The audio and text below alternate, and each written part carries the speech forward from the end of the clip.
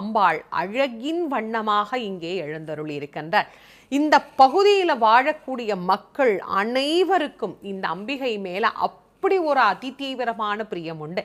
எங்கெங்கிருந்தெல்லாம் கடல் கடந்து வந்து இந்த அம்பிகையை வழிபட்டு நலன் பெறக்கூடியோர்கள் லட்சக்கணக்கான பக்தர்கள் இருக்கிறார்கள். இந்த கோயிலுடைய திருவிழா அப்படின்னு பார்த்தீங்கன்னாலே ரொம்ப விசேஷமான திருவிழாக்கள் அப்படின்னா தசராவை தான் நம்ம முதல்ல சொல்லணும். ஆனால் இங்கே கொடையும் மிக சிறப்பாக நடைபெறும்.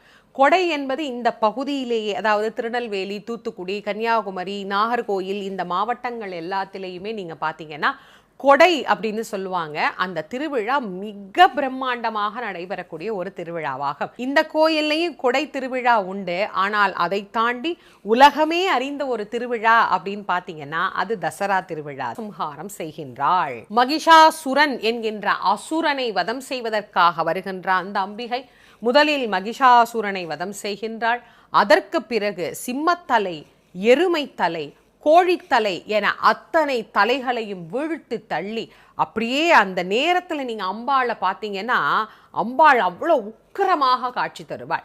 அந்த சம்ஹாரமெல்லாம் முடிந்த பிறகு அப்படியே சாந்தப்படுத்தி அந்த அம்பாளை அழைச்சிட்டு வந்து ஆலயத்தில் பக்தர்கள் எல்லோரும் வழிபட்டு தங்களுடைய வாழ்க்கையில் தங்களுக்கு இருக்கக்கூடிய பிரச்சனைகளை இதே போல நீ சம்ஹாரம் பண்ணணும் அப்படின்னு அந்த அம்பாள்கிட்ட உள்ளம் முருகி பிரார்த்தனை செய்வார்கள். கூடிய இந்த குலசை முத்தாரம்பிகையினுடைய அருள் எல்லோருக்கும் பரிபூரணமாக கிடைக்கணும் அப்படின்னு நான் உள்ளன்போட பிரார்த்தனை பண்ணிக்கிறேன்.